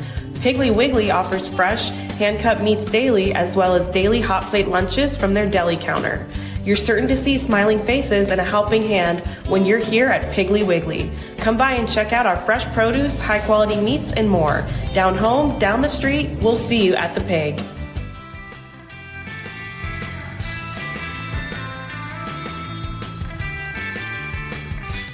Welcome back into the weekend warm-up edition of Main Street Sports Today, presented by the Tennessee Orthopedic Alliance of Columbia. That's Wade Neely. I'm Maurice Patton. Joining us now as we continue our previews of the Southeastern Conference football programs is Tony Catalina of the Austin American-Statesman to talk a little Aggies. Tony, thanks for joining us. Good afternoon. Absolutely. Thanks for having me, guys. Absolutely, man. Hey, so right off the rip, in this area, we've got a little vested interest in Texas A&M football because one of our favorite high school kids, Marcel Reed from Montgomery Bell Academy, is your QB1. His dad, former Tennessee State coach, Rod Reed, friend of the show. How's he doing? Honestly, he's doing great. His first media availability of the preseason, obviously big offseason for him. Step into QB1 at Texas A&M. It comes with a lot of pressure. It comes with a lot of change in circumstance. But he's the guy. And when he stepped on that podium, it just felt like a kid who understood the opportunity, understands what is asked of him moving forward. He was just, comfortable. He seemed happy. He seemed somebody who understands the moment, but didn't make it too big. On the field, he's been impressive. Everybody we've talked to, all of the wide receivers say, he's throwing the football with tremendous zip. Its accuracy is there. He's commanding a huddle. So as far as Marcel Reed goes, he has won the preseason as much as you can, right? It's going to have to come onto the field week one and moving forward and what it looks like on Saturdays. But as far as what he's been able to do and the people he's been able to impress this preseason, it's been A's across the board for him. It's great to hear. We like to hear that. Texas A&M coming off of a 8-5 season overall, 5-3 in league play, right? I think 6 different teams were tied at 5-3 in SEC play. So they're kind of looking for some upward mobility, I guess, and they are picked right in the middle of the pack yet again this time. So where does that improvement come from, Tony, or does it come? I think the improvement is there. When you look at this football team compared to last year and you kind of look at the roster, I think they're a more deep team, a more complete team in a lot of different ways. The coaching staff has done a great job of continuing to recruit. They attacked the transfer portal with a mission, with an idea of what they wanted to bring in. And it wasn't just the highest rated players. They're looking for guys that fit their system. They brought in 3 new tight ends, 3 new wide receivers, attacked the defensive line group because they knew they had some talent they had to replenish there.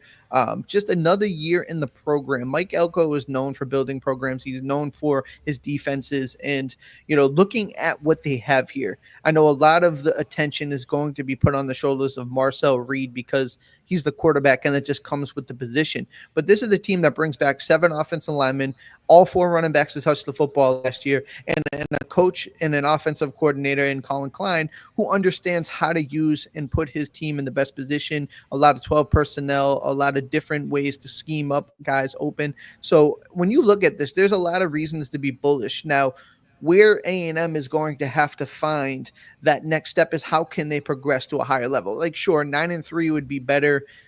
Finding a way to get one more win is better, but how do they get into that national conversation where they can be a top 12 team that can get into the playoff conversation? I think that is up to be debated here, but I think there is a positive trajectory here, and I think it's undeniable.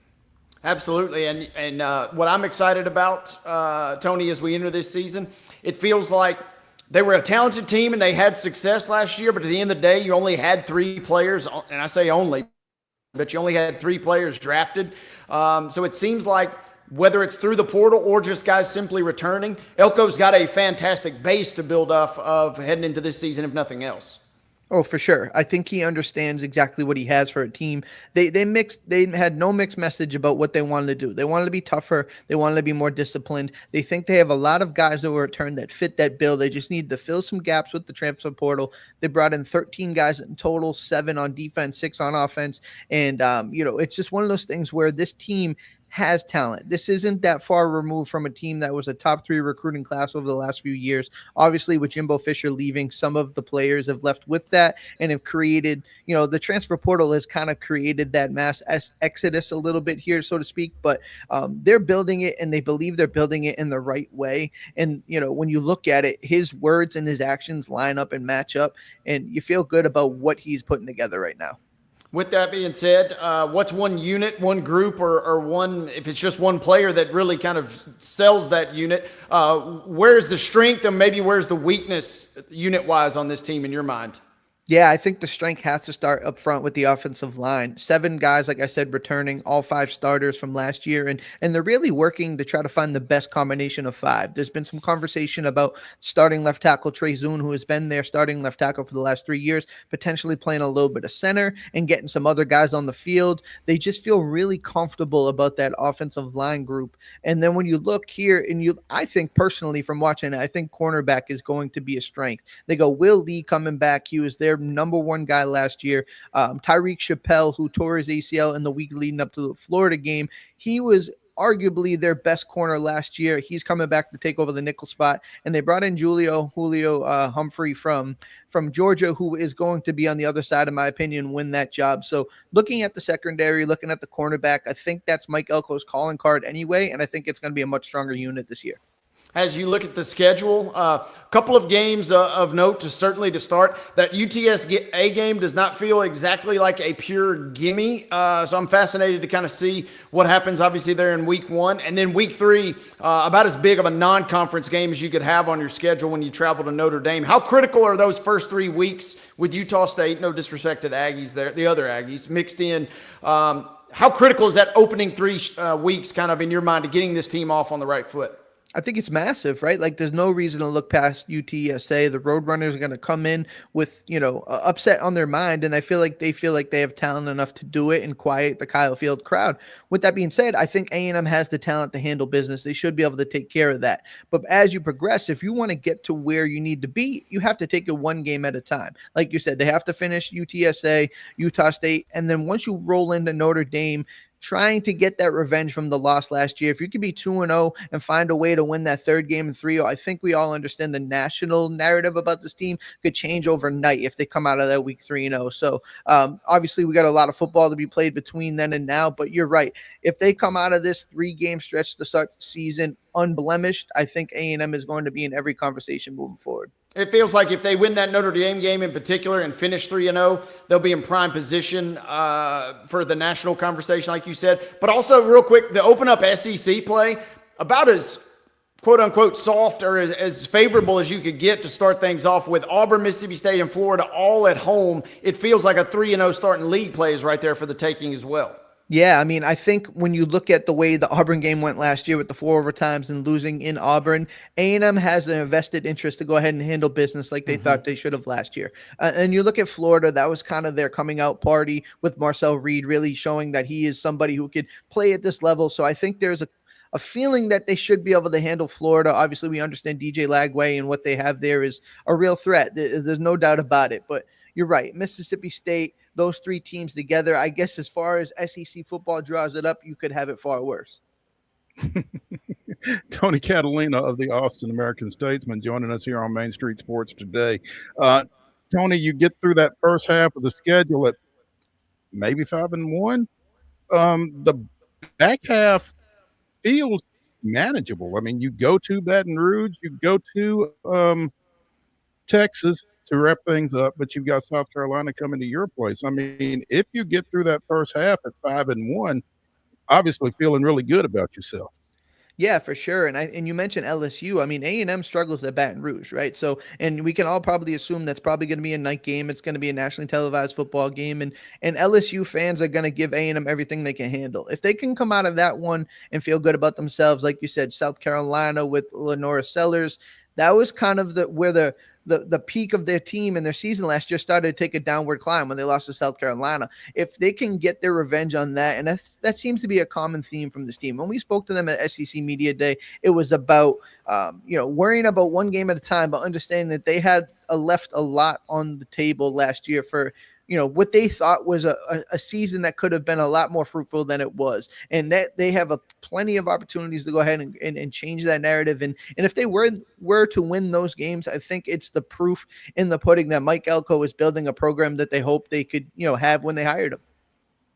Yeah, and you talk about Elko and the job that he did at Duke kind of makes you feel like, now obviously Texas A&M is not Duke and Southeastern Conference isn't the ACC, but I mean this guy's got a pedigree. Oh, absolutely. I mean, this is a guy who demands excellence from his team, and there's no sugarcoating it, right? He can be your best friend or he can be your worst enemy in the most lovable way possible. Mike Elko is a guy who understands how to get the most out of his players, and he's unafraid if you're a 5-star or if you're, a 2-star guy who's a walk-on. He is going to demand excellence from the top down. He exudes it. He talks about it. It's not just about building a team. It's about building a culture. It's about building a program. He has, proven he can do that in every track, every step of the way in his career. And I think when you look at this team, there's just really a lot of reasons to feel positive about the team he can put together. Who's a guy that maybe isn't getting as much love or as much exposure as they're going to at some point this season for Texas A&M? Yeah, we talked to him today, so that's a little bit of a teaser there. But Ashton Bethel Roman, a second wide receiver from Missouri City, Texas. This kid is a track star guy, sub 22, 200-meter guy in high school. Somebody who is a burner who can take the top off of any secondary, but his routes have looked so clean this preseason. He's somebody who's gaining a lot of trust from Marcel Reed. A lot of people had talked about Terry Bussey being, the former 5-star, being the wide receiver 3 behind Casey Conception and Mario Craver.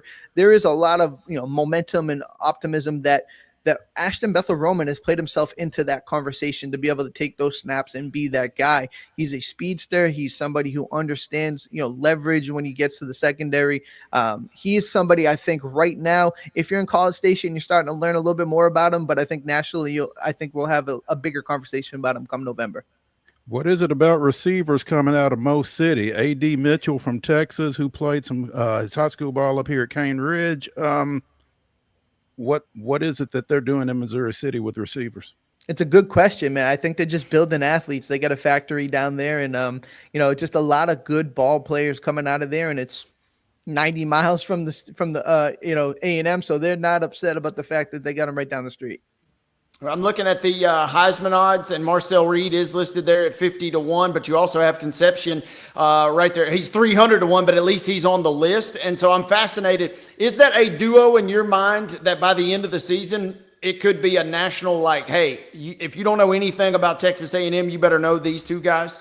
Absolutely, without question. I think Casey Conception has came in and has been everything they had hoped he would when they brought him in through the portal. He's a kid who is very open and honest about hearing the conversations about Marcel Reed. There is this narrative that Marcel struggles to throw the football, throws the deep ball. His passing has some work to do. He came in here during the spring and he said he watched Marcel throw and was like, I can't believe people are talking about like this kid in that tone, right? This kid can throw the football. So their connection from day one has been immense.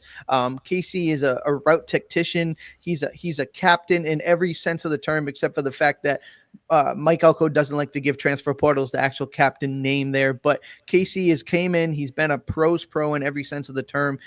Just production wise, when he was at North Carolina State, he is somebody that you should feel excited about. Now he has a chance to be the wide receiver 1 in the SEC room, and the sky's the limit for that kid. Is that a guy that if the season goes a certain way that he could end up, we're talking him as a draft pick early next season, or are we thinking maybe 2 years out of this guy minimum?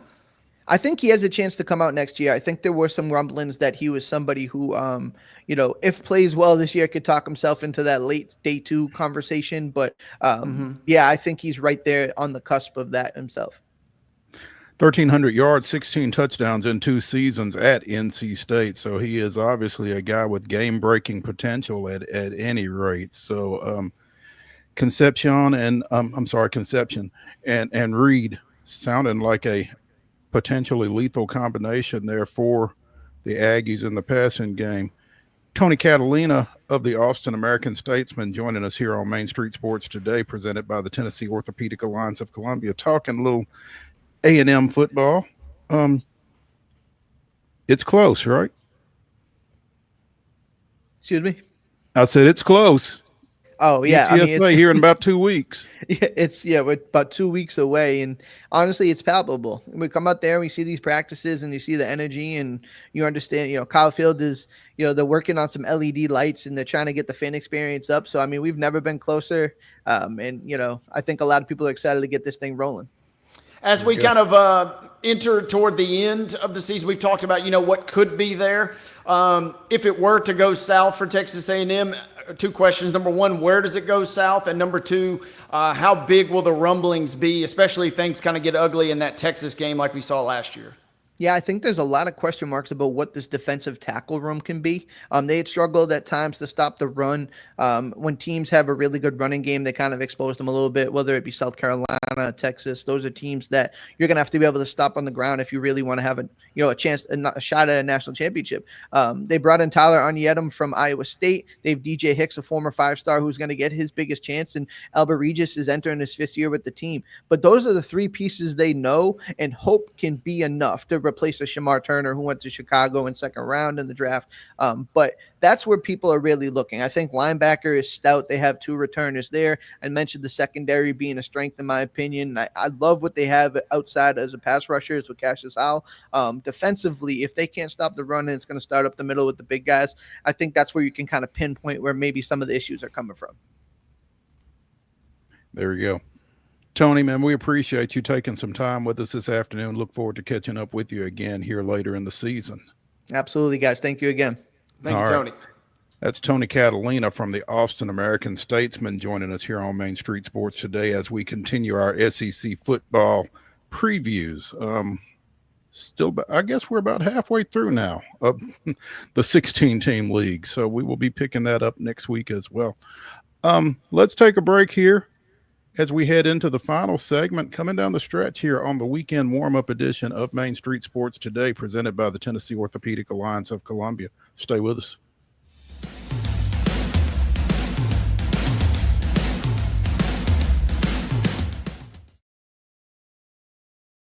Being in Tennessee, we wanted to try to keep it as local as possible, so we have an entire section of our menu that is just dedicated to local whiskeys like Uncle Nearest, Jack Daniels, of course, George Dickel, Nelson Brothers, Greenbrier whiskey, and all of our taps are all local. From 2 o'clock until midnight, we've got food every day for you guys. A good handful of appetizers, some entrees, and a couple salads and things like that. My name is Ethan Kanata. Please come down and see us at the Pick Lobby Bar here at the Omni in Nashville. At Delta Dental of Tennessee, we know our success begins and ends with providing superior quality service, and that includes serving those who need it most. This year, we're celebrating 25 years of giving back to the community we call home. Delta Dental, along with our Smile 180 Foundation, supports Tennessee's dental colleges and oral health education, children's hospitals, free and reduced cost dental clinics, and other like-minded charities. Here's to the next 25 plus years of ensuring healthy smiles. There's a line that links us all. Most of the time, we don't even think about it. But it's everywhere. Illuminating our neighborhoods, empowering our businesses, and helping us to recharge. Whether it comes from our grids, the sun, or a kind heart, we believe in the power of good energy. And as your family and region continue to grow, you can trust that we'll always be there for you. Middle Tennessee Electric, bringing good energy.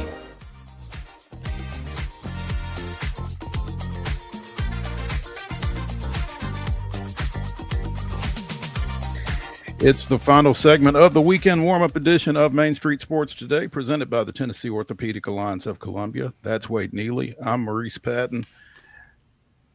We've seen something here of late that we hadn't seen in a while. Back-to-back losses out of the Nashville Soccer Club. Now, granted, both of them are on the road, but still, this is a team that had not lost for almost 2 months, and now they've lost their last 2 outings as they head to New York City to take on the NYCFC on Sunday afternoon.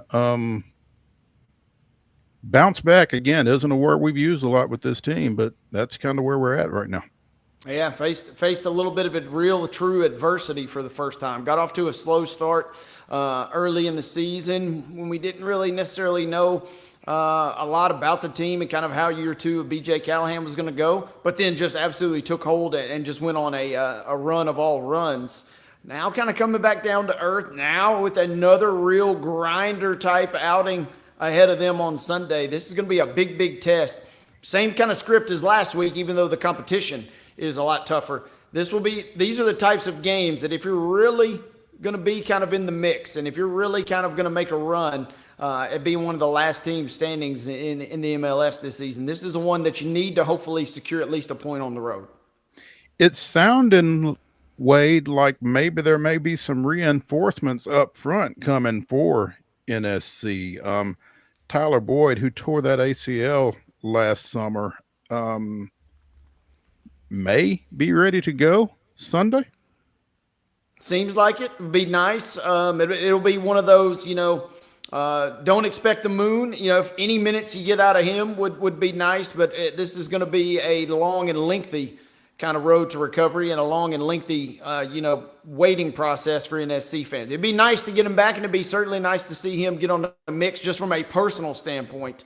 But just kind of keeping things on an even keel will be big for him going forward. Again, suffered a torn ACL in July of last year, so he is about 13 months out, and it sounds like any minute now he's going to hit the pitch, and that's a guy that I guess obviously he's got to work his way back in, but to have him out there with Mukhtar and SUGGS certainly doesn't hurt. No, and if nothing else, that gives Callahan and that coaching staff just an extra option. Whether he don't look for him to start, I wouldn't imagine. Maybe he gets in some limited minutes, but this is kind of an easing in process. But if nothing else, having that extra bullet in the chamber, so to speak, down the stretch will be big for Nashville. No matter what you get out of him, just being able to maybe take somebody off and give them some rest will be just as invaluable.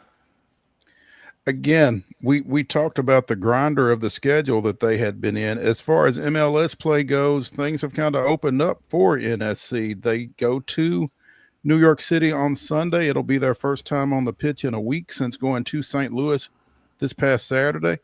They had 8 days between St. Louis and San Diego before that. Their next game will be back here at Geodis on Saturday the 23rd against Orlando City. And they'll play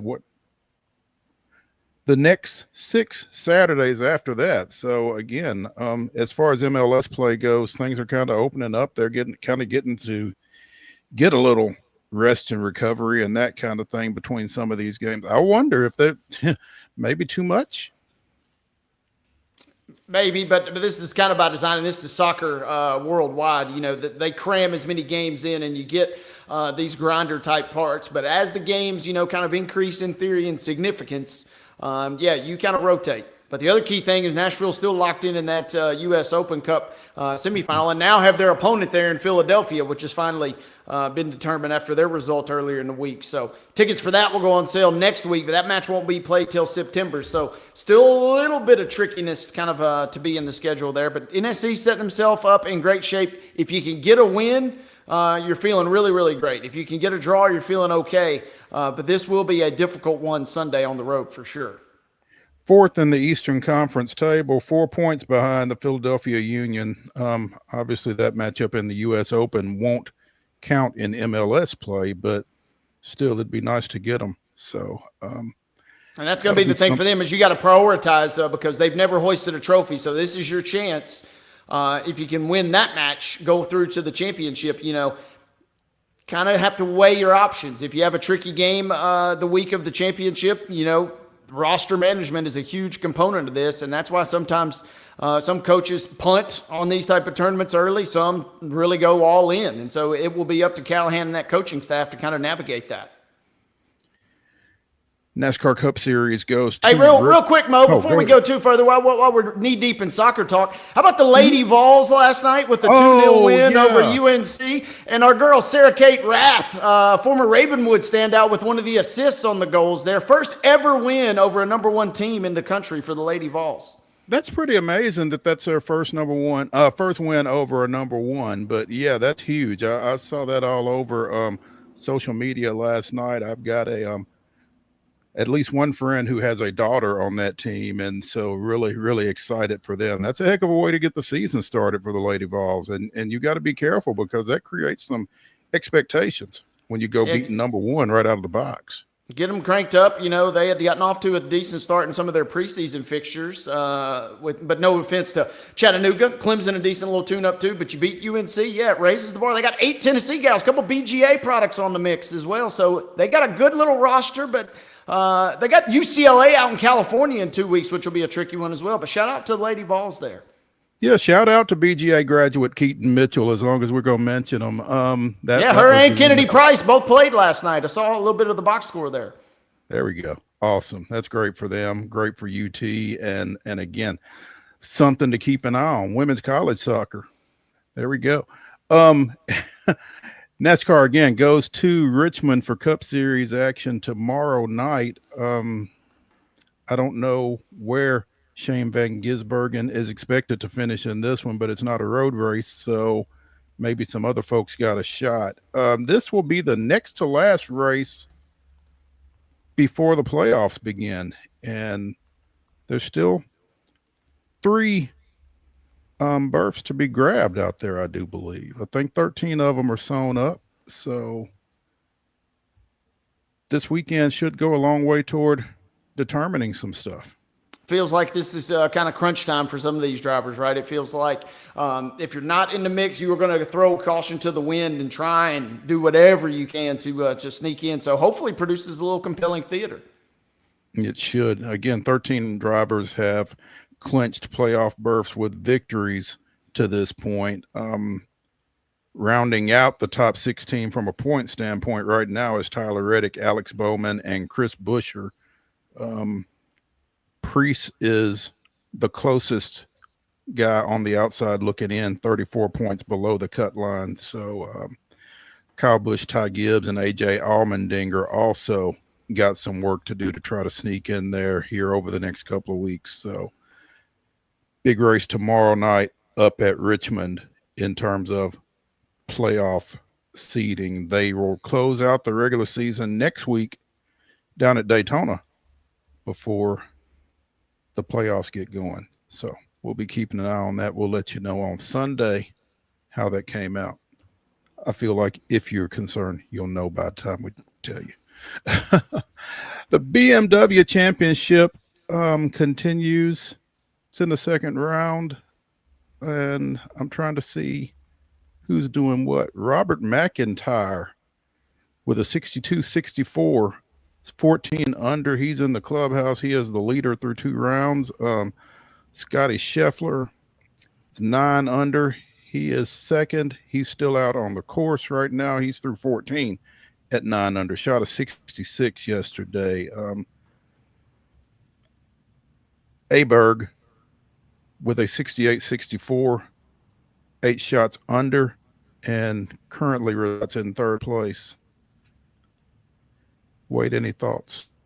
Well, man, we had Callum McAndrew for a Missouri preview on Tuesday, and he played high school golf with Bobby McIntyre in his native Scotland before he came to the States. So you come on this show, we mention your name, and Bobby Mack is up to Bobby Mack things, kind of running away with the BMW Championship here week 2 thus far in the FedEx playoffs.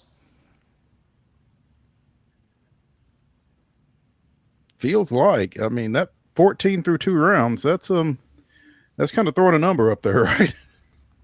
Throwing a number up there, but also, yeah, Scheffler being in the mix, it feels like we haven't heard the last of him by any stretch. And, you know, going to be kind of fascinated. The real jockeying, this is the week where it'll be fun to watch the back half of the field just as much as it will be the top, as these guys try and keep their hopes alive to go to the next round. before we get ready to culminate in 2 weeks' time. So a little jockeying, a little moving. Course seems to be playing pretty well today. Saw some low numbers, as you mentioned, get thrown out yesterday. And it feels like if Bobby Mack is going to kind of slay the beast of Scheffler, who's 5 under through the day, but he's still not done. He's got 3 or 4 holes left. He's going to have to earn it. So it'll be a fun tournament to watch as the weekend progresses. The Albertsons Boise Open is this week's stop on the Corn Ferry Tour. Blades Brown, the former Brentwood Academy standout, shot 3 under in his opening round yesterday. Went off about an hour ago in round number 2. The cut line is projected to be right at 4 under. And right now, it does not look as if Blades is below or above that. Actually, he's 2 under. So, yeah, so he's got a little work to do, but he's, again, shot a 68 yesterday. He's 1 over thus far today, but he's only through 4 holes. So, hope springs eternal for the youngster. Let's hope that we can get some good news for him today and for the rest of this weekend out at Boise at the Albertson Boise Open here. Yeah, bogey number 2. Hopefully get them out of the way early, and hopefully you can start chipping some birdies together here and make a run at this thing. Be nice to see him move into the weekend. It would.